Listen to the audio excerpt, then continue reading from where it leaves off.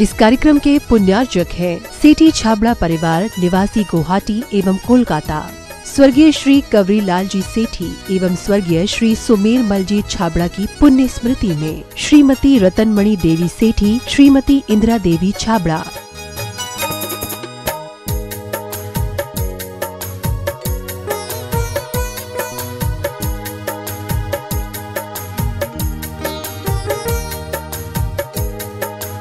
Indira lodges, warehousing और logistic park Guwahati, computer vision works, Vivaran Ghar Guwahati, Navkar www.navkargroup.in, aluminium frame work प्रणाली, column box shuttering खिड़की प्रणाली और वास्तु उत्पादों के निर्माता कोलकाता।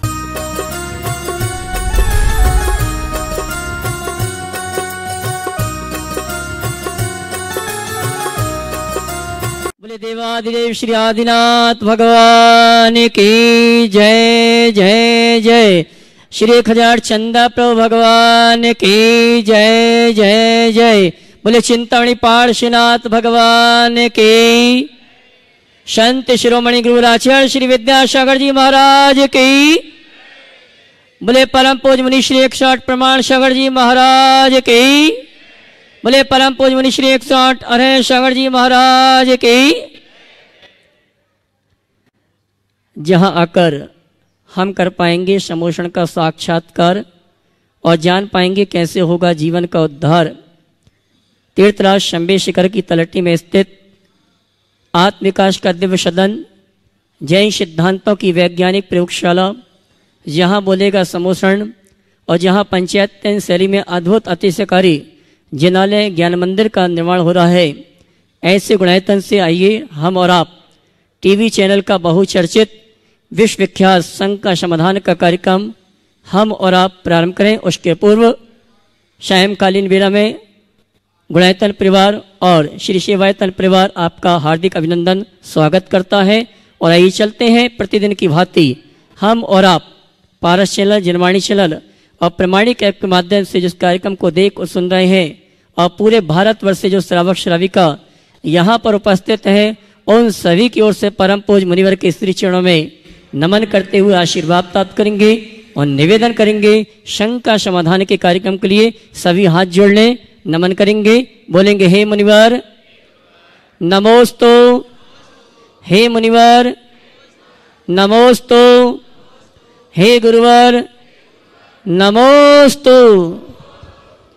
और आइए गुरुवर के आशीर्वाद से हम और आप टीवी चैनल का बहुचर्चित संघ का समाधान का कार्यक्रम प्रारंभ करें। उसके पूर्व मैं उन शुद्धि श्रावकों के नामों की घोषणा करूंगा जिन्होंने आज गुणायतन का अवलोकन किया, अनुभव केंद्र का अवलोकन किया और यहाँ की व्यवस्थाओं को देखने के बाद एक भाव बना गुणायतन से जुड़ने का। मैं उन सुधी श्रावकों के नामों की घोषणा करूंगा और जिनके नामों की घोषणा कर रहा हूं अपने स्थान में खड़े होकर गुरुवर का आशीर्वाद प्राप्त करेंगे।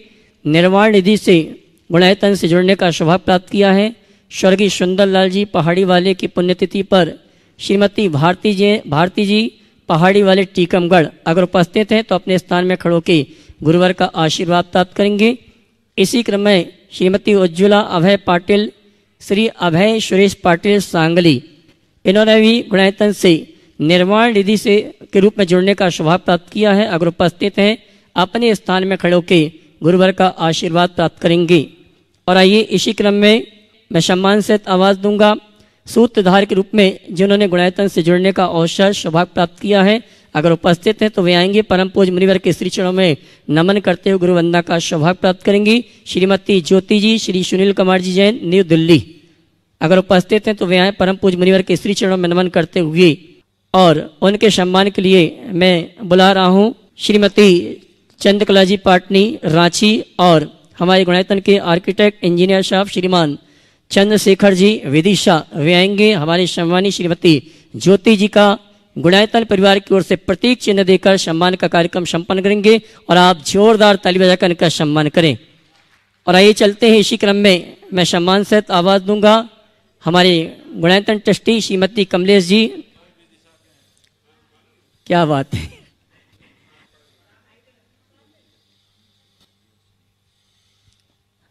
हाँ जी, Gunayatan trustee Shrimati Kamlesh ji, new Jersey, America, हमारे बीच उपस्थित हैं।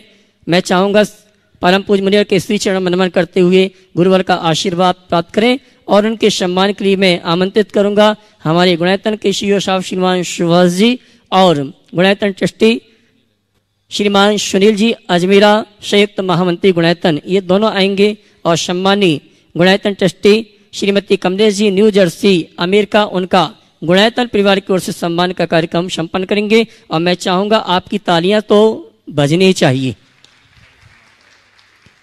और इसी क्रम में मैं आमंत्रित कर रहा हूँ हमारे गुणायतन ट्रस्टी अवंती परिवार एस ज्वेलर्स सतना, श्रीमान संदीप जी शालू जी और उनके सुपुत्र श्रीमान शौमिल जी, ये दोनों आएंगे। परम पूज्य मुनिवर के श्री चरण में नमन करते हुए गुरुवंदना का सौभाग्य प्राप्त करेंगे और उनके सम्मान के लिए मैं आमंत्रित करूंगा हमारे गुणायतन के श्रोमणी संरक्षक श्रीमान निर्मल जी अजय सरावगी, कोलकाता, ये आएंगे। हमारे सम्मानी श्रीमान संदीप जी शालू जी और उनके पुत्र वधू का सम्मान करेंगे। अवंती परिवार एस ज्वेलर्स सतना, और आप जोरदार ताली बजाकर इनका सम्मान करें।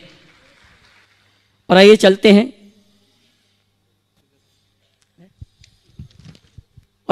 संघ का समाधान का कार्यक्रम प्रारंभ करेंगे।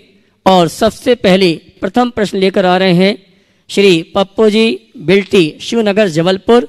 उसके बाद तैयार रहेंगे प्रदीप जैन, सागर, ढाना। नमोस्तु महाराज जी, नमोस्तु नमोस्तु। बोलो। हमारा प्रश्न ये है कि पर्यूषण पर्व में लड़कियां कटे फटे कपड़े पहन के आती हैं बकरियां जैसे, और कुछ महिलाएं आती हैं जिनके ब्लाउज के पीछे भारत का नक्शा बना होता है और बंदरियों जैसे मंदिर पर्यूषण पर्व में आती हैं। तो महाराज जी हमारा कहना ये है कि देखो, इस संदर्भ में आज से कुछ दिन पूर्व मैंने व्यापक प्रकाश डाला है। न केवल पर्यूषण पर्व में हमें हर दिन अपने वस्त्र आभूषणों का और मर्यादाओं का ध्यान रखना चाहिए। मगर महाराज जी इनकी हो गया। श्रीमान प्रदीप जी सागर, ढाना, अगर उपस्थित हैं तो वो आए। इसी क्रम में आमंत्रित करूंगा Gunayatan trustee Shrimati Kamlesh ji, new Jersey, America, और इसके बाद तैयार रहेंगे परम संरक्षक राकेश जी, रजनी जी, गोधा, इंदौर। बोलिए। हो मेरा क्वेश्चन है जी, वर्तमान में क्या परिणाम करके अगली गति में भी ऐसी सद्बुद्धि मिले एवं धर्म की आगे बढ़ते रहें, और हमें उसके लिए क्या करना चाहिए? आपका प्रश्न का भाव ये है, हाँ जी, कि अगले जन्मों में भी हमें ऐसी सद्बुद्धि मिले और हम धर्म के पथ पर चलते रहें जी। इसके लिए क्या करें? आज अच्छे मन से धर्म करते रहो, भाव में अच्छे संयोग मिलेंगे। नमोस्तु महाराज, नमोस्तु महाराज। श्रीमान परम संरक्षक राकेश जी, रजनी जी, गोधा, इंदौर। उसके बाद तैयार रहेंगे श्रीमान संदीप जी सिंगई, कटनी। प्रार्थना स्मरण गुरुदेव के दोनों चरणों में बारंबार नमस्कार हो, बारंबार नमोस्तु नमोस्तु नमोस्तु हो। नमोस्तु महाराज। बोलो। मेरे परिवार और मेरे तरफ से दोनों महाराज श्री को नमोस्तु। महाराज जी मेरा प्रश्न है कि कमलासन का क्या महत्व है? कमलासन जो श्री जी विराजमान होते हैं। देखो ऐसा है, वेदियों में कमल बनाने की परंपरा है, और ऐसा प्राय लोग कहते हैं कि भगवान समोसरण में कमल पर विराजमान होते हैं। हालांकि मैंने जब इसे आगमों में देखा तो ये बहुत ध्यान देने योग्य है। भगवान के प्रातिहार्यों में सिंहासन है, वहाँ कमल कहीं नहीं है। भक्तामर में आप लोग क्या बोलते हैं? सिंहासने मणिमयूख शिखा विचित्र विभ्राजते तो वपु कानकावदातम बिंबम व्यद विलस दंशदता वितानम तुंगो दयाद शीर्षि विसहस्रश। कहीं पर भी आगम में ऐसा वर्णन नहीं है कि समो शरण के मध्य भगवान कमलासन में विराजमान है। दूसरी बात, अकृत्रिम जिनालियों में भी सिंहासन तो है, कमल नहीं है। चूंकि भगवान जब विहार करते हैं तो हर कदम पर कमल खिलते हैं, इसलिए भगवान को कमलासनी कह दिया। समझ गए? और शायद इसीलिए भगवान की वेदी में कमलासन की परंपरा बन गई। अब आगम की बात तो जो है वो मैंने बता दी, और प्राचीन प्रतिमाएं भी आपको कमलासनों में विराजमान नहीं मिलेगी, ये अर्वाचीन है। तब रखें कि नहीं रखें? हमने तो जो गुणायतन के थीम में समोसरन बना है उसमें वही बनाया है जो समोसरन में रहता है। सीधे सिंहासन से 4 अंगुल ऊपर भगवान विराजमान। अब रहा सवाल कि हम लोग मंदिरों में कमल रखे कि नहीं रखें। यहां भी चंद्रप्रभु भगवान के नीचे कमल है।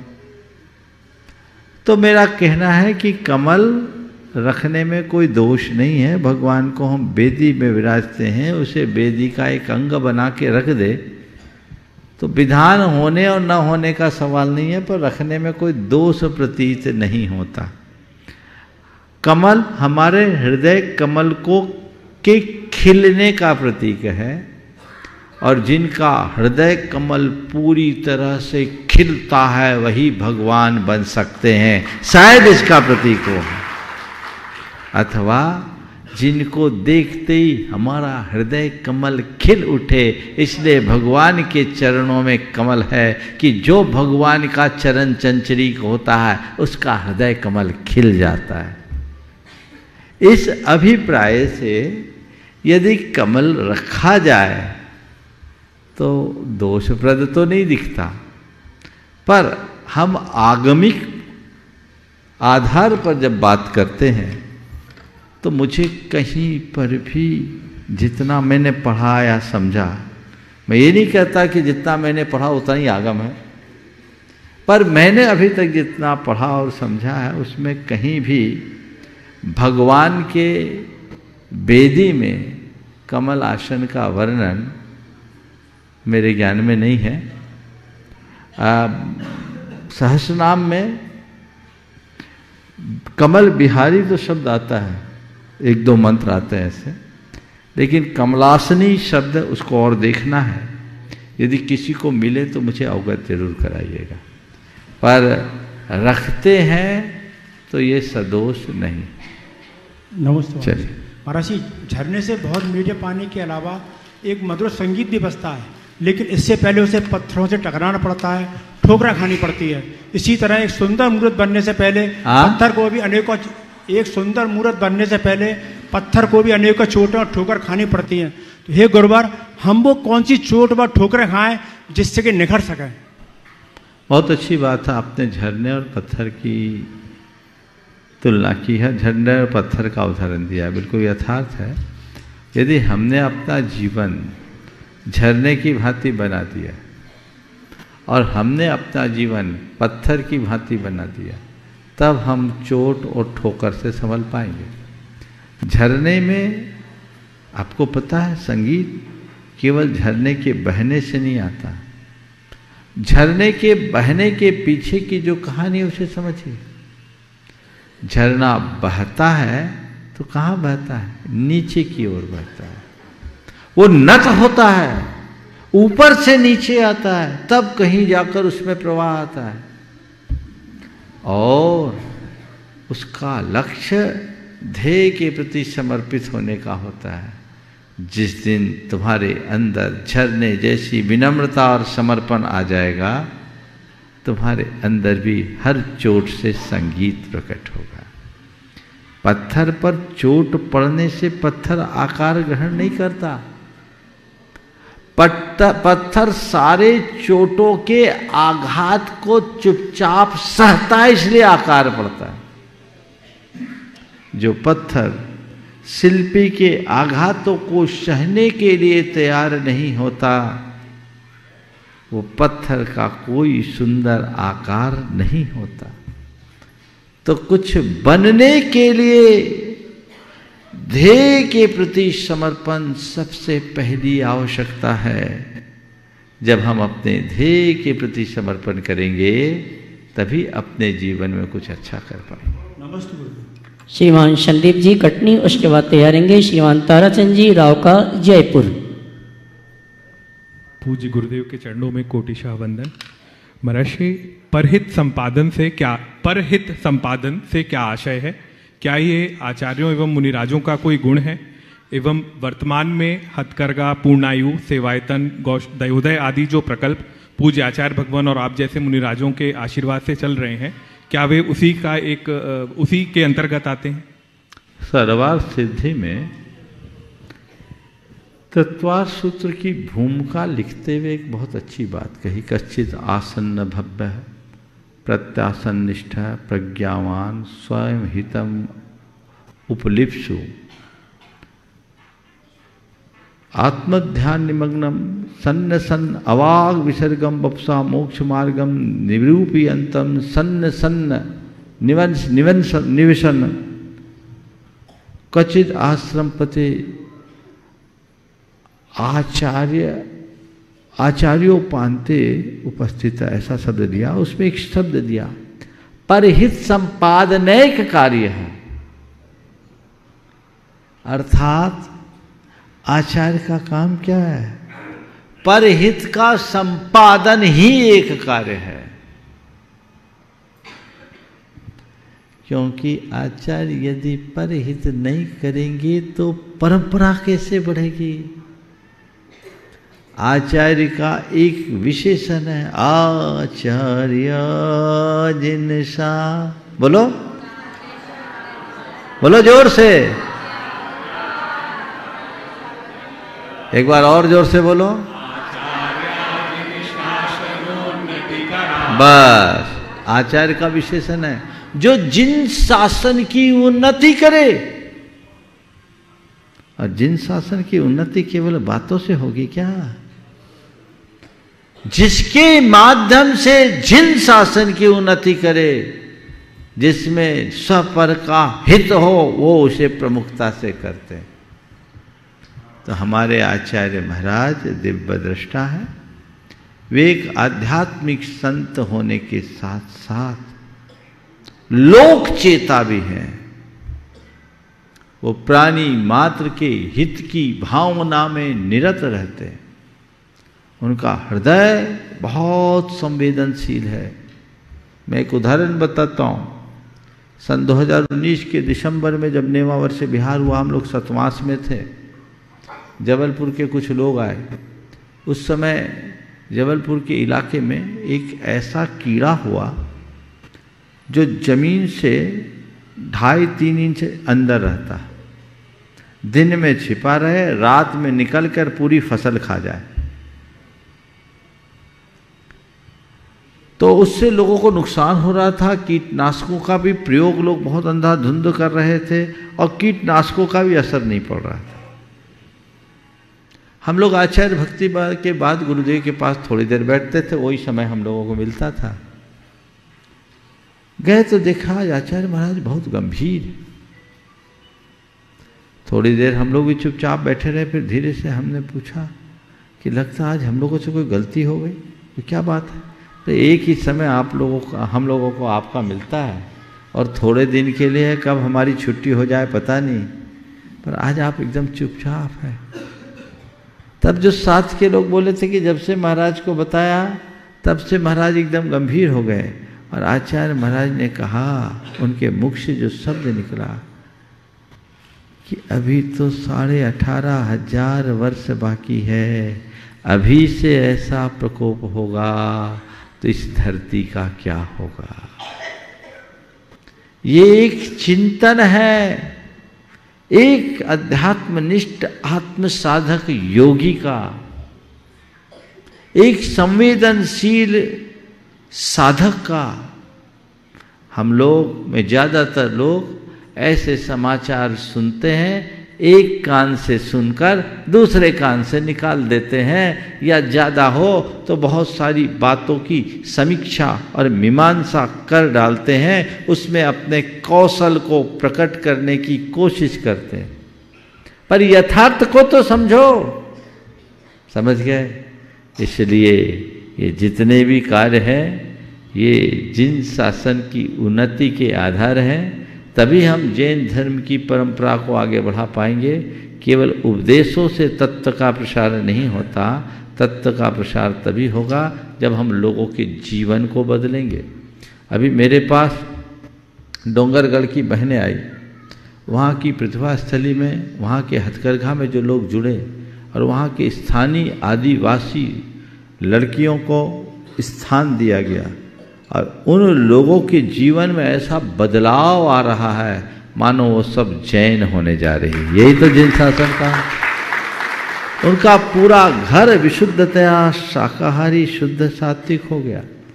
आज वे नमोकार बोल रहे हैं और उनमें ऐसी अच्छी संभावना और भावना है कि पढ़ लिख कर कल आगे बढ़ें और जैन शासन की ध्वज पताका लेकर आगे चले। ये सब कैसे होगा? केवल बातें करने से नहीं होता, यथार्थ में उतारने पर होता है। बहुत सुंदर। श्रीमान ताराचंद जी राव का जयपुर, उसके बाद चौधरी परिवार के श्रीमान अरुण जी को आमंत्रित करूंगा, जिनके परिवार के द्वारा परम पूज्य मुनिवर के सानिध्य में आगामी 20 नवंबर से 28 नवंबर तक सिद्ध चक्र महामंडल विधान है। अगले प्रश्न के लिए आचार्य श्री को मेरा नमस्तु नमस्तु नमस्तु, मेरे परिवार की तरफ से नमस्तु।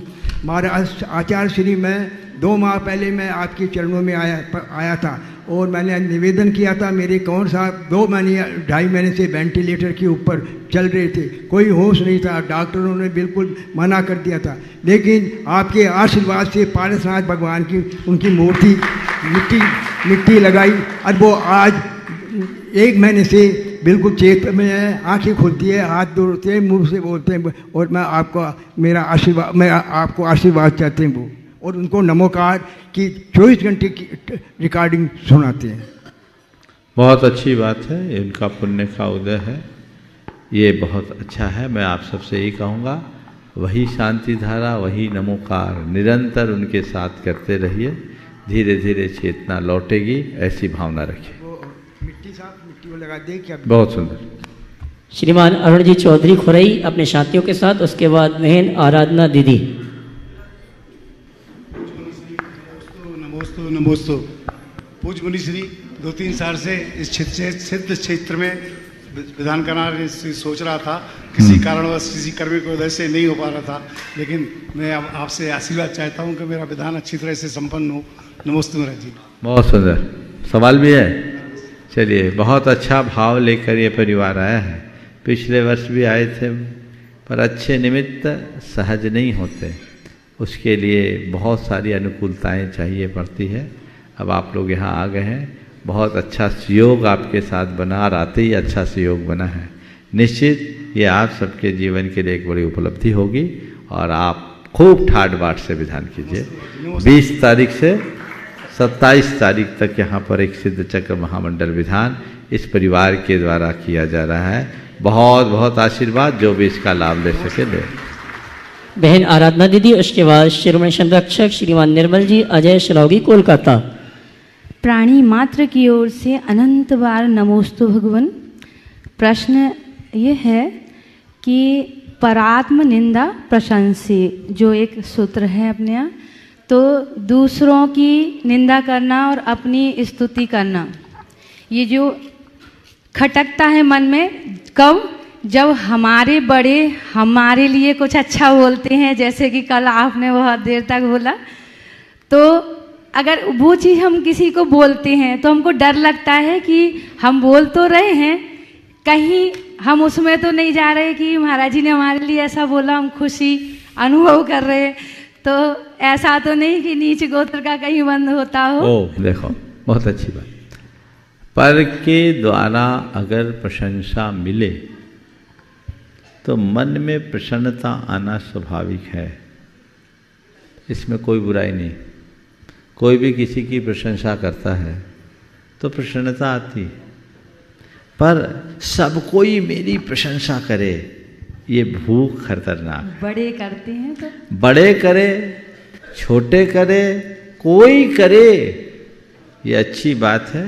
वो प्रशंसा करे, हम विनम्रता से उसे स्वीकारें, पर लोग मेरी प्रशंसा करे ये भूख मन में ना आने दें। और प्रशंसा ना हो तो अंदर बेचैनी ना हो। मुश्किल तब होती है जब किसी से प्रशंसा की अपेक्षा लेकर आते हैं और वहाँ प्रशंसा के एक शब्द नहीं मिलता तो मन हिल जाता, अरे है ना। तो अच्छा कार्य करने वालों की जी भर के प्रशंसा करनी चाहिए, उससे लोगों को प्रेरणा मिलती है, प्रोत्साहन मिलता है। मैंने आपकी प्रशंसा आपके लिए नहीं की, आपकी प्रशंसा इसलिए की क्योंकि आपने ऐसा कार्य किया और आपके कार्यों से प्रेरित होकर दूसरे लोग ऐसे कार्य में लगे। हम लोग तो बनिए आदमी, दूसरों को प्रेरणा मिले, इस भाव से अच्छे कार्यों की सतत प्रशंसा करनी ही चाहिए। और कोई तुम्हारी कितनी भी अधिक प्रशंसा करे, विनम्रता से सुन लो, मन में प्रशंसा की भूख मत जगाओ। कई लोग हैं जो अपनी प्रशंसा का ढोल पीटते रहते हैं, तो ऐसे लोगों को कोई लाइक भी नहीं करता। और निंदा हमें किसी की नहीं करनी, कोई हमारी निंदा करे तो सहज सुन ले। बहुत बढ़िया। श्रीमान संरक्षक श्रीमान निर्मल जी अजय श्रावगी कोलकाता, उसके बाद तैयार रहेंगे गुणायतन ट्रस्टी श्रीमान संदीप जी शालू जी सतना, अवंती परिवार एस ज्वेलर सतना। गुरुवर के चरणों में नमोस्तु नमोस्तु। भगवान, अगर कोई सामूहिक कार्य का एक अकेला बंदा अपना यश लेना चाहता तो वो कौन से भाव का कर्म बांधता है? सामूहिक कार्य में कोई एक ही बंदा अपना यश लेना चाहता है तो कौन सा कर्म बांधता है? देखो, वो जो बांधता है सो बांध लेने दो। हम लोग अपना दिमाग हटा ले ले मेरा यश भी तू ही ले ले, काम तो कर, कम से कम काम में रोड़ा तो ना अटके। हम लोगों के अंदर जो थोड़ी सी असहिष्णुता होती है, अरे मरे खपे हम, मेहनत करें हम और मजा लो तुम, ये कैसे? ये हमें थोड़ी सोच व्यापक बनानी चाहिए। उससे क्या होता है, होता हुआ काम भी रुक जाता है। तो हम अपना काम करके निकल जाएं, काम को अटकने न दे। तेरे को यश की चाहे तो यश ले, मुझे तो जो करना है सो करना है और मैं करके निकलना चाहता हूं, ये भाव रखें। प्रश्न है मेरा, कलकत्ता में कार्तिक पूर्णिमा पे रथ यात्रा जुलूस निकलता है, भगवान वासुदेव भगवान को विराजमान करके जुलूस निकालते हैं, तो और चतुर्थी को, पंचमी को वापस बेलगच्छा उनको लेके आते हैं। इसका क्या मतलब, आज तक मैं समझ नहीं पाया कि क्यों देखो, ऐसा है कि चातुर्मास बरसात के बाद धर्म की प्रभावना के लिए रथ यात्रा का बड़ा महत्व है। इसलिए पूरे देश में प्रायः सब जगह साल में एक बार रथ यात्रा होती है, प्रायः पर्यूषण पर्व के बाद ज़्यादा होता है। कोलकाता में कार्तिक की पूर्णिमा इसलिए रखी क्योंकि वहाँ बारिश ज़्यादा होती है। तो एक बार वर्षा काल निकल जाए तो पूरे समाज में धर्म की भावना का वातावरण बने। और कलकत्ता की रथ यात्रा तो कितनी ऐतिहासिक और कितनी शोभास्पद, कितनी गरिमारू, पूरे भगवान के समो शरण जैसी यात्रा होती है। और मुझे तो उस रथ यात्रा में शामिल होने का सौभाग्य भी मिला। जिसे ये लोग बहुत चुनौती के रूप में देखते थे कि मुनि महाराज कलकत्ता की रथ यात्रा में कैसे शामिल होंगे, क्योंकि कलकत्ता में तो दिगंबर मुनि को चलना ही मुश्किल है, चलने नहीं दिया जाता। पर हम उस रथ यात्रा में शामिल हुए ना, प्रभावना हुई ना। तो जिन शासन की प्रभावना का ये बड़ा सबल आधार है, हमें ऐसा ही उत्साह बनाए रखना चाहिए। वर्षों प्राचीन अपनी इस परंपरा को छिन्न मत होने दो। हमने तो देखा है और सुना भी है कि कई स्थानों में लोग विदेशों से आते हैं कि आज हमारे गांव में रथ यात्रा है। अब आजकल लोगों का उत्साह कम होने लगा, रथ यात्रा के दिन वो इधर उधर निकल जाते हैं, ये उचित नहीं। सम्यक दर्शन का प्रभावना अंग है रथ यात्रा। जिन शासन की प्रभावना के लिए रथ यात्रा जैसे आयोजनों में बढ़ चढ़कर हिस्सा लेना। नमोस्तु भगवान, नमोस्तु नमोस्तु। अवंती परिवार सतना से श्रीमान संदीप जी शालू जी सतना गुणायतन ट्रस्टी, उसके बाद सम्मान से आवाज दूंगा हमारे गुणायतन ट्रस्टी आर्किटेक्ट इंजीनियर श्रीमान चंद्रशेखर जी विदिशा। पूज्य महाराज श्री जी के चरणों में पूरे परिवार की ओर से नमोस्तु। महाराज श्री जी, हमारा प्रश्न वर्तमान में देश में बढ़ रहे अंधविश्वास और विसंगति को लेकर है, तथा उससे भी ज़्यादा जो नई नई परंपराएं उपज रही हैं उसको लेकर है, चूंकि आपका यह कार्यक्रम पूरा राष्ट्र सुनता है। कुछ बात तो है कि हस्ती मिटती नहीं हमारी, इकबाल सीना तान के दे गए थे ये नारा। कुछ बात तो है कि हस्ती मिटती नहीं हमारी, इकबाल सीना तान के दे गए थे ये नारा। और कुछ बात तो है कि हस्ती हम ही मिटा रहे हैं और कह रहे हैं सारे जहां से अच्छा हिंदुस्तान। महाराज श्री जी, प्रश्न ये है, आपने भी राजस्थान के यात्रा में देखा होगा कि मोटरसाइकिल का मंदिर बना के उसकी पूजा की जाती है एक जगह, चित्तौड़ और उदयपुर के बीच में। विडंबना यह है कि कुछ जगह देवी देवताओं को शराब का भोग लगाया जाता है। विडंबना यह है कि कुछ जगह तस्कर लोग अपनी तस्करी का कार्य सफल हो गए, इसके लिए भगवान के साथ अनुबंध करते हैं। शायद आप उससे भी परिचित होंगे, वो भी जयपुर के राजस्थान के पास है। विडंबना यह है कि एक जन के कहने पे समोसे में लाल या हरी चटनी डालने से उनके ऊपर कृपा बरसने लगती है। विडंबना यहां तक है महाराज जी कि एक जगह माइल के पत्थर को लोग माला पहना रहे थे। मैंने पूछा क्यों? बोले ये हमारे देवता हैं। हमने कहा ये आपके देवता कैसे? बोले इनने यहीं बैठ के बता दिया शिखर जी 250 किलोमीटर है। प्रश्न हमारा ये है महाराज जी, इन सब अंधविश्वासों से, विडंबनाओं से कैसे बचे? क्या ये सब हमारी कमजोरी है या अंधविश्वास? देखिए, ये बहुत अच्छी बात आपने की। ये सब विडंबना क्यों है? क्योंकि व्यक्ति को धर्म की सच्ची समझ नहीं। जब तक व्यक्ति भय और लोभ से प्रेरित होकर धर्म करेगा, तब तक ऐसे और इस तरह के अनेक ठटकर्म चलते रहेंगे। जब व्यक्ति सही समझ के साथ धर्म करता है, तो वह ऐसा कोई कर्म नहीं करता जो आत्महित में बाधक है। हर व्यक्ति के अपने अपने भगवान, अपने अपने आराध्य, अपने अपने देवता हैं, और उनकी आराधना का भी अपना अपना तरीका है। हम स्वतंत्र भारत में किसी के लिए रोक टोक नहीं कर सकते, लेकिन इतना जरूर कह सकते हैं कि भैया धर्म को धर्म की तरीके से जियो। धर्म के नाम पर यदि अधर्म होता है तो ये अच्छी बात नहीं। नमस्ते।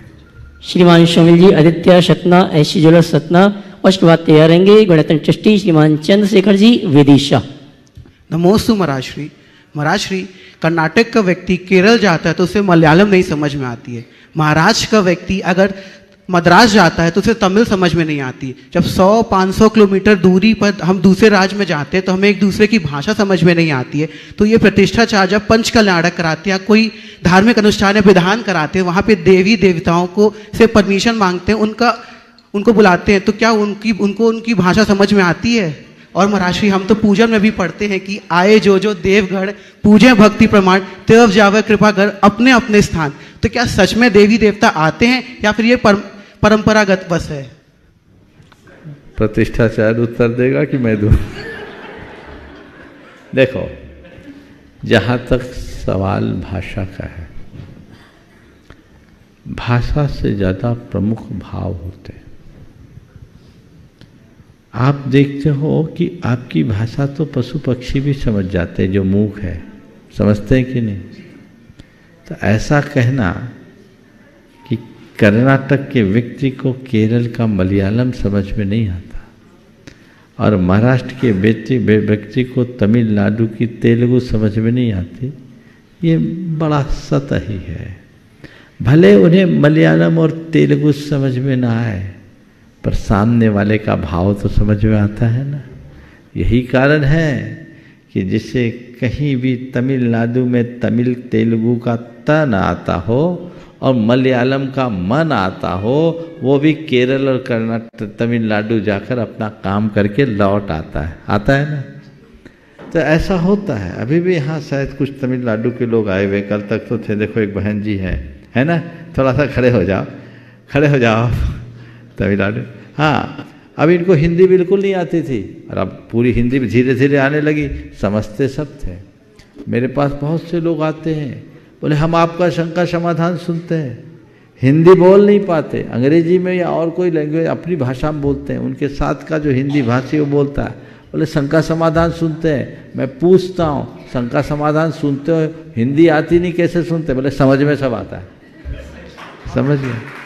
और ये भी है, जितने लोग हैं ना अहिंदी भाषी, वो कोई हिंदी फिल्म छोड़ते नहीं। पूछो, सही बोल रहा हूँ ना? और देखते हैं तो क्या हुआ, भाषा भाव से ऊपर नहीं, भाव प्रबल हो तो भाषा गौण हो जाती। समझ गया?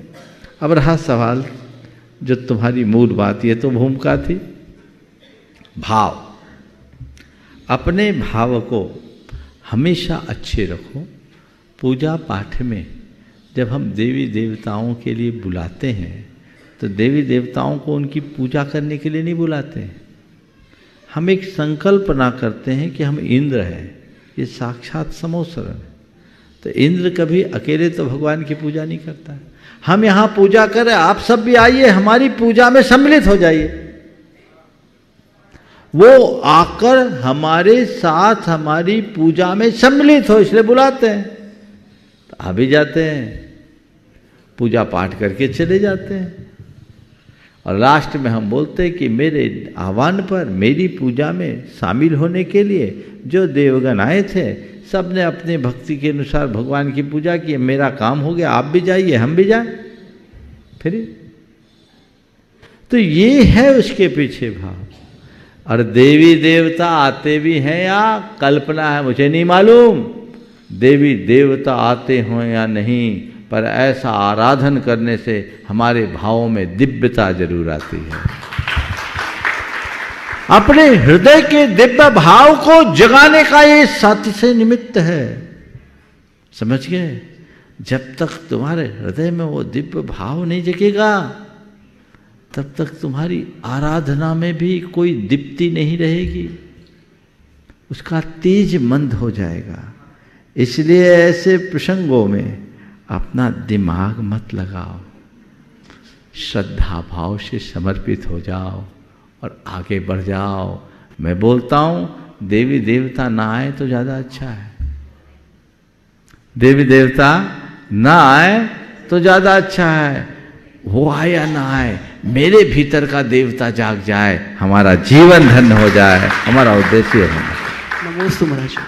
मैं आमंत्रित करूंगा गुणायतन ट्रस्टी आर्किटेक्ट इंजीनियर साहब श्रीमान चंद्रशेखर जी विदिशा, और उसके बाद गुणायतन के संयुक्त मंत्री गुणायतन ट्रस्टी श्रीमान सुनील जी अजमेरा हजारीबाग।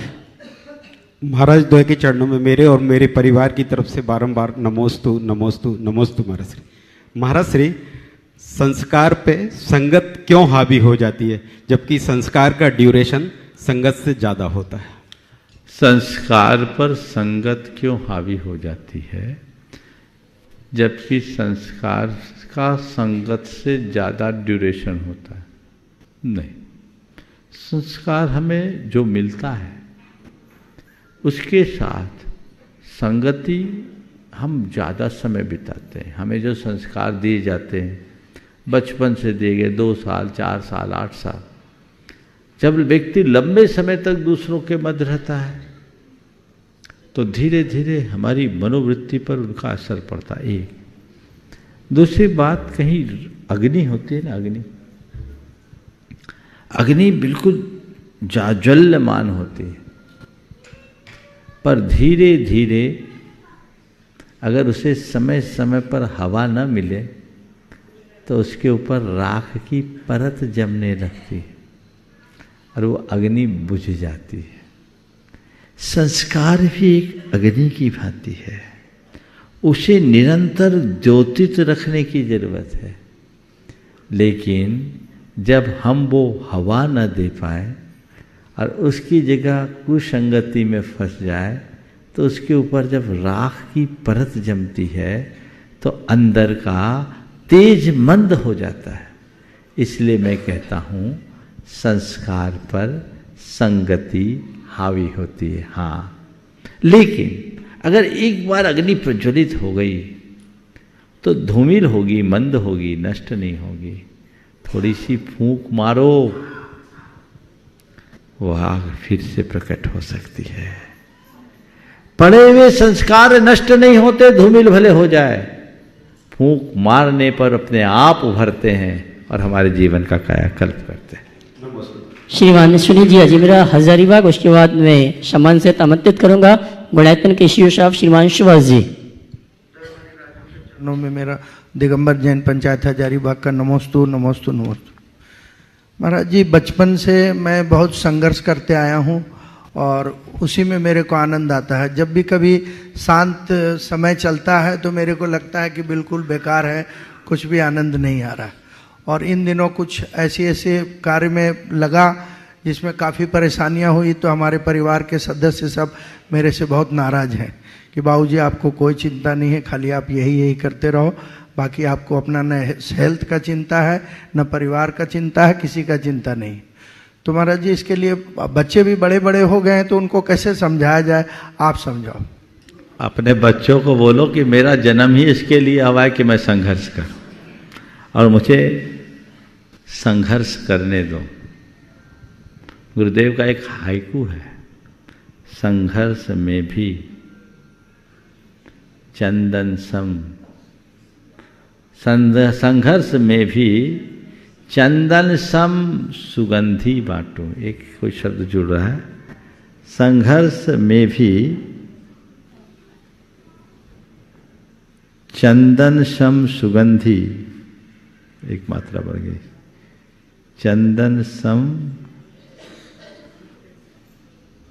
संघर्ष में भी चंदन सम सुगंधी बांटूं। समझ गए? तो व्यक्ति वही होता है जो संघर्ष के क्षणों में भी चंदन को घिसा जाता है ना, तो लगता है कि संघर्ष चंदन घिस रहा है, पर घिसते घिसते भी चंदन सुगंधी बांटता है और उसकी सुगंध के कारण ही चंदन की उपयोगिता है। चंदन में कोई सुगंध ना हो तो क्या कोई चंदन को पूछता? बोलो, तो उनसे बोलो मेरी उपयोगिता, मेरी प्रासंगिकता तभी तक है जब तक मैं संघर्षों को सहर्ष स्वीकार करूं और उसी में अपना और औरों का उत्कर्ष करूं। तो उनको अपना नुकसान दिखता है ना महाराज? उनको अपना नुकसान दिखता है। बोला बेटा नुकसान देख, पर ये बता तेरा आज तक मैंने क्या नुकसान किया, इसमें तेरा गौरव बढ़ेगा, नुकसान नहीं। नमस्ते महाराज। श्रीमान सुभाष जी गुणायतन सीओ साहब, और उसके बाद तैयार रहेंगे डॉक्टर गुणायतन ट्रस्टी वास्तविक डॉक्टर पद्मजीत दिल्ली। गुरुदेव, जीवन में देखा है कि संयोगों का बहुत महत्व है, और जैसा आपने पहले बताया है कि संयोग होते हैं काल भाव द्रव्य क्षेत्र के आधार पर होते हैं, तो ये संयोग क्या बनते बिगड़ते हैं या पहले से निश्चित होते हैं? जो काम जब देखा मैंने कि कितना भी परिश्रम करो काम नहीं होता है, लेकिन फिर कम परिश्रम में भी हो जाता है। तो ये संयोग बनते भी हैं, बदलते भी हैं, बनाए भी जाते हैं। तो ये सब संयोग होता है। अब हम कहें सब पहले से निश्चित है तो फिर हमारा तो प्रयत्न ही खत्म है। तो संयोग है, संयोग, हमें संयोगों को सहर्ष स्वीकारना चाहिए, कोशिश करना चाहिए यथासंभव हम अच्छे संयोग को अपनाएं। गुणायतन ट्रस्टी वास्तविक डॉक्टर पद्मजी दिल्ली, उसके बाद माल गुजर परिवार से कटनी से जो हमारे बीच उपस्थित हैं अगले प्रश्न के लिए। नमस्ते महाराज श्री, कुछ 1.5-2 वर्ष पूर्व आचार्य श्री ने एक बार प्रवचन में बोला था कि जब शिष्य को गुरु के पास जाते हैं, वो भूल गया था, संघर्ष के क्षणों में भी चंदन सम सुगंधी बांटू, ये हाइकू था। ठीक है ना, 5, 7 और 5 अक्षर वाला होता है, मिस हो रहा था अचानक ध्यान। संघर्ष के क्षणों में भी चंदन सम सुगंध, संघर्ष में भी चंदन सम सुगंधी बांटो, ये है। चलिए। नमस्ते महाराज श्री, 1.5-2 वर्ष पूर्व आचार्य श्री ने एक बार प्रवचन में कहा कि शिष्य जब गुरु के पास जाता है समर्पित होने के लिए, तो वो अपनी स्लेट को साफ करके जाए जिससे गुरु उस पर मंत्र लिख सके, यानी मन को, और अपने घड़े को खाली करके जाए, गुरु जो उसमें चाहे भर दे, क्योंकि अगर भरा घड़ा लेके जाओगे तो गुरु क्या भरेंगे उसमें, घड़ा मतलब मस्तिष्क। तो ऐसे मन तो समझ में आता है, लेकिन हम तो इतने अज्ञानी हैं, हमें यही नहीं पता लगता कि हमने अपना घड़ा खाली कर लिया या नहीं कर लिया। तो इसकी हम कैसे पहचान करें कि हमारा घड़ा और स्लेट दोनों साफ है? देखिए, घड़ा और स्लेट साफ है या नहीं इसकी पड़ताल करने की ज़रूरत नहीं है। केवल एक बात को समझने की ज़रूरत है, मेरा हृदय समर्पित है या नहीं। अगर आप गुरु चरणों में अपने हृदय को एक बार समर्पित कर देते हो तो भीतर की सब बातें डिलीट हो जाती है। मैं बताऊं अपनी बात, जब मैं गुरुदेव के चरणों में रहता हूं ना, तो प्रमाण सागर रहता ही नहीं, एक अबोध बालक बन जाता हूं। उस समय मैं अपना ज्ञान एक तरफ रख के जाता हूं, लगता ही नहीं, लगता है इतनी बड़ी विभूति के सामने मेरी औकात कहाँ। भले तुम लोग मुझे मानते होगे, भले तुम मेरे ज्ञान की दाद देते होगे, पर मुझे लगता है इनके आगे तो मैं ना कुछ हूं। बस ये समर्पण का भाव है। जिसके हृदय में ऐसा समर्पण आता है उसके लिए सब चीजें साफ हो जाती है। पर बहुत सारे लोग तो ऐसे भी हैं जो गुरुओं को ही अपना ज्ञान सिखाते हैं, उल्टा ज्ञान दे देते हैं। तो वहाँ नहीं, वहाँ बिल्कुल जी जी जी ये बात होनी चाहिए, तब हम जीवन में आगे बढ़े। हाँ, कहीं कोई विमर्श की बात हो तो वो भी अत्यंत विनम्रता से अपनी लघुता और सामने वाले की महत्ता को प्रकट करते हुए, ऐसा न हो कि हम अपनी ही गाथा बखानने लगे जिससे सामने वाला नीचा हो जाए। ये कतई नहीं। समझ गए? इस बात का ध्यान रखना चाहिए। मालगुजार परिवार कटनी, उसके बाद तैयार रहेंगी बड़ायतन ट्रस्टी श्रीमती चंद्रकला जी पाटनी, रांची। हे गुरुवर श्री प्रमाण सागर जी महाराज जी एवं हरे सागर जी महाराज जी को त्रैवार नमोस्तु नमोस्तु नमोस्तु।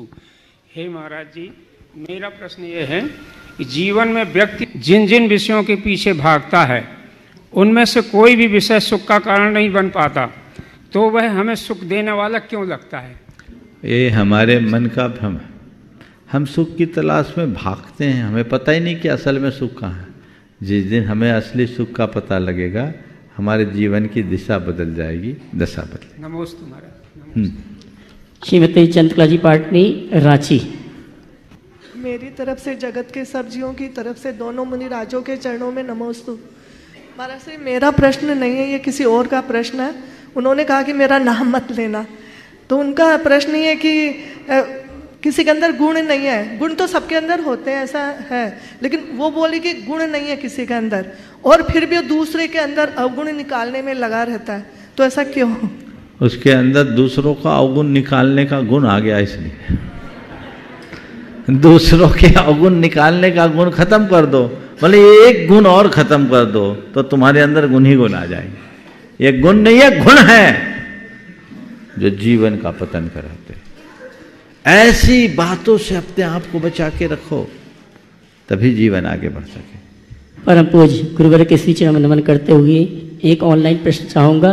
परम पूज्य मुनिवर, चैनल में एक ऐड चल रहा है और व्हाट्सएप में एक ऐड चल रहा है कि आचार्य श्री के सानिध्य में 20 नवंबर रविवार को 8 बजे से मूल संस्कार विधि का कार्यक्रम है। महाराज जी, मूल संस्कार विधि क्या है, उसका क्या महत्व है? देखिए, बहुत अच्छा सवाल आपने किया। ये बहुत अच्छा सुयोग है कि परम पूज्य गुरुदेव की सन्निधि में पहली बार आपके 9 निहालों के जीवन को निहाल करने के लिए ये मूल संस्कार विधि प्रारंभ हो रही है। 8 वर्ष की उम्र में बच्चा सम्यक दर्शन को धारण करने योग्य होता है, और गुरु सन्निधि में यदि उन्हें अष्ट मूल गुण धारण कराए जाए, सम्यक ग्रहण कराया जाए, संस्कार दिया जाए, तो वह उस बच्चे के भविष्य को उज्जवल बनाएगा, वो भव के भटकन से बचा सकेगा। वे लोग बहुत भाग्यशाली हैं जिन्हें परम पूज्य गुरुदेव की सन्निधि मिली, शरण मिली। पर मैं इन बच्चों को उन सब से भाग्यशाली मानूंगा जिन्हें 8 वर्ष में गुरु साक्षी में संस्कार मिलने का अवसर मिला। इतना अच्छा अवसर, इसलिए मैं चाहूँगा एक भी परिवार न बचे जिनके घर में 8 साल का कोई बच्चा है। ये जितने वहाँ के लिए बताया गया है उनको वहाँ भेजे, उनका जीवन धन्य होगा। ऐसे महागुरु के संस्पर्श मात्र से उनका जीवन तरेगा। उन्हें जैन बनाने की प्रक्रिया है। हमने अनेक बार पंच कल्याणकों में ये प्रक्रिया अपनाई। इक्का दुक्का आ जाते तो ऐसे भी कर देते। हमने उसे जैन संस्कार महोत्सव का नाम दिया। यहाँ मूल संस्कार विधि यानी अष्ट मूल गुणों का आरोपण, उसे जैन बनाया जाएगा। जन्म से तो तुम उसे जैन बनाते हो, गुरु की कृपा से वो कर्म से जैन बनेगा। जहाँ संस्कार से जैन बनेगा तो जैनत्व को अधिष्ठित करने का इससे श्रेष्ठ अवसर कोई दूसरा नहीं, इसका लाभ लेना चाहिए। एक सवाल और मेरे पास आया था कि महाराज जी पर्वत की परिक्रमा का क्या महत्व है, परिक्रमा क्यों लगाते हैं? आपके पास भी है, मैं ही बोल देता हूँ। मुझसे पूछा था पहले एक बार कि महाराज पर्वत की परिक्रमा क्यों लगाते हैं? मैंने कहा संसार की परिक्रमा मिटाना है तो पर्वत की परिक्रमा लगाओ। जो पर्वत राज की परिक्रमा लगाएगा समझना उसकी संसार की परिक्रमा जल्दी सिमटेगी। ये पर्वत राज सिद्ध निषिद्ध का है, इसका कण कण पूज्य है। जब हम वंदना को जाते हैं तो केवल टोंकों की वंदना होती है, जब परिक्रमा करते हैं तो संपूर्ण पर्वत राज की वंदना हो जाती। मुझे तो ऐसा भी पढ़ने और सुनने को मिला कि एक समय तक लोग पर्वत की वंदना नहीं करते थे, परिक्रमा करते थे। गणेश प्रसाद जी वर्णी के विषय में तो मैंने सुना कि वो ऊपर गए ही नहीं, कि उस पर जाएंगे तो पांव रखना होगा, वो नीचे ही प्रदक्षिणा देते थे।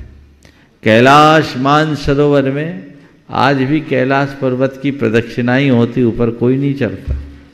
तो ये हमारा पर्वत पूज्य है, इसकी परिक्रमा भी अपने आप में पूर्ण वंदना है, पर गाड़ी वाली नहीं, पैदल। गाड़ी से परिक्रमा करोगे तो फ्लाइंग, फिर तो हेलीकॉप्टर ही से कर लो, फिर नीचे आने का भी क्या जरूरत। पैदल परिक्रमा, वो परिक्रमा बहुत ही प्रभावशाली होती है। बहुत अच्छा है, लोग जाने की हिम्मत नहीं कर पाते, वंदना में तो रोज लोगों का साथ मिलता है, चढ़ जाते हैं। परिक्रमा बहुत सुगम है, कठिनाई नहीं है, बस चलने की ठान लो। पर्वत पर चढ़ना है, परिक्रमा में चलना है।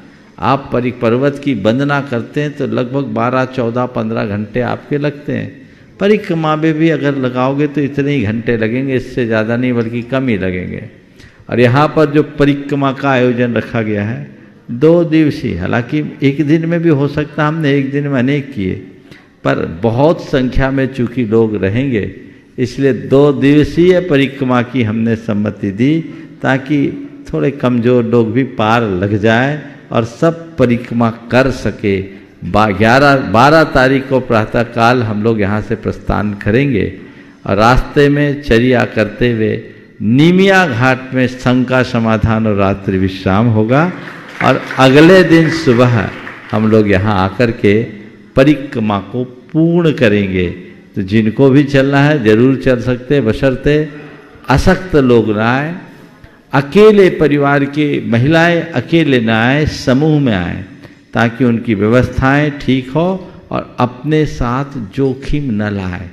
पर्वत है, जंगल का रास्ता है, उसका सबको ध्यान रखना है। बाकी हमने 3400 लोगों के साथ परिक्रमा पहले की है, हजारों हजार लोग अनेक बार गए। मुझे पता नहीं कितनी परिक्रमा हो गई, 21 तक तो गिना था, उसके बाद गिना ही नहीं। अनेक परिक्रमाएं मैंने अतीत में की है। तो ये परिक्रमा है, ये मौका है आपको, और उसके साथ पिछी परिवर्तन का भी सुयोग है। तो आपके लिए 4 दिवसीय 10, 11, 12, 13 4 दिवसीय ये कार्यक्रम अपने आप में एक अच्छा सुयोग है। जिसको भी इसका लाभ लेना है जरूर लाभ उठाएं और अपने जीवन में एक बार भावना भाएं कि अपने पैरों से मैं कम से कम एक बार परिक्रमा तो अवश्य करूं। ऐसे तो परिक्रमा मिनिमम 3 होनी चाहिए, पर शुरुआत 1 से तो करे, फिर जब मौका आए तो फिर कर लिया जाए। कोई ऐसे कठिनाई नहीं है। लोग डर जाते परिक्रमा कैसे करेंगे। जब आप शुरू करोगे तो परिक्रमा वैसी हो जाएगी जैसे आपकी वंदना होती है। वंदना में फिर भी आप ज़्यादा थकते हैं, परिक्रमा में वैसी थकान नहीं आएगी। बस आपको अपनी मानसिकता बना करके चलना है, जिससे हमारा जीवन निहाल हो सके। अगले प्रश्न के लिए नमो जैन दिल्ली और उसके बाद तैयार रहेंगे श्रीमान Shivaji Singhai, PNV Katni, doctor Shailesh ji, doctor Ruby Jain Katni. नमोस्तु महाराज जी, नमोस्तु महाराज जी, नमोस्तु। मेरा नाम नमो जैन है और मैं दिल्ली से आया हूँ। यह मेरी दूसरी यात्रा शिखर जी की। मैं आपसे 2 प्रश्न पूछने वाला हूँ। पहला प्रश्न है कि आप महाराज जी कैसे बने, और दूसरा और पूछ लो तो एक साथ बता देंगे। और दूसरा प्रश्न है कि आप महाराज जी बनने का मन में कैसे आया विचार। हाँ देखो, हम महाराज जी कैसे बने, हमने आचार्य महाराज को देखा और मुझे लगा इससे अच्छा जीवन नहीं, इनसे अच्छा मार्ग नहीं, मैं उनके पीछे लग गया तो महाराज बन गया। समझ गए? जब तुम भी किसी महाराज के पीछे लगोगे ना तो तुम्हारे मन में भी भाव आ जाएगा। चलिए। श्रीमान Shivaji Singhai, PNV Katni, doctor Shailesh, doctor Ruby Jain Katni. एक साथ खड़े हो जाए सभी। प्रातः स्मरणीय गुरुवर द्वय के चरणों में सत्सतवार नमोस्तु। कटनी सकल जैन समाज की ओर से गुरुवर द्वय के चरणों में सत्सतवार नमोस्तु। गुरुवर, हर चमकने वाली वस्तु सोना नहीं होता, हर चमकने वाली वस्तु सोना नहीं होती, यह एक कहावत है। यह हमारे जैन शास्त्रों पर चरितार्थ होती प्रतीत हो रही है। हमारे आगम को जिस ढंग से उत्कृष्ट किया गया है, जो भावनाएं व्यक्त की गई हैं, आज के हमारे विद्वान टीकाकार उसे अपने अनुसार रूपांतरित कर रहे हैं। तो मेरी शंका यह है कि वर्तमान समय में हम किस ढंग से ऐसे ग्रंथों को पहचान सकें और वास्तविक आगम ग्रंथों का अध्ययन कर सकें। आपने जो सवाल उठाया है विस्तृत विवेचना की अपेक्षा रखते हैं, पर आपका नंबर आखिरी गेंद में आया है, इसलिए आज इस प्रश्न को मैं यहीं लंबित रखता हूँ। कल अवसर मिलेगा तो देखूँगा। इस प्रकार आज के इस सत्र को परम पूज्य गुरुदेव के चरणों में नमन अर्पित करते हुए यहीं पर विराम। बोलिए परम पूज्य आचार्य गुरुवर श्री विद्यासागर जी महाराज।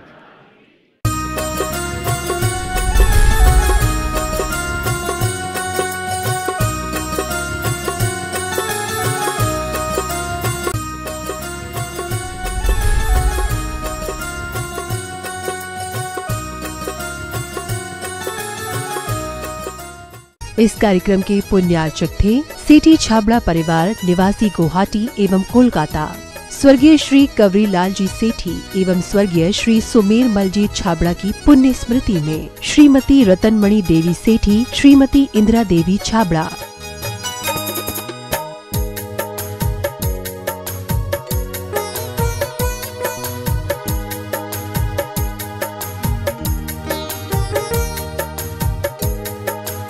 इंदिरा लॉजेस, वियर हाउसिंग और logistic park Guwahati, computer vision works, Vivaran Ghar Guwahati, Navkar www.navkargroup.in, aluminium framework प्रणाली, कॉलम बॉक्स शटरिंग खिड़की प्रणाली और वास्तु उत्पादों के निर्माता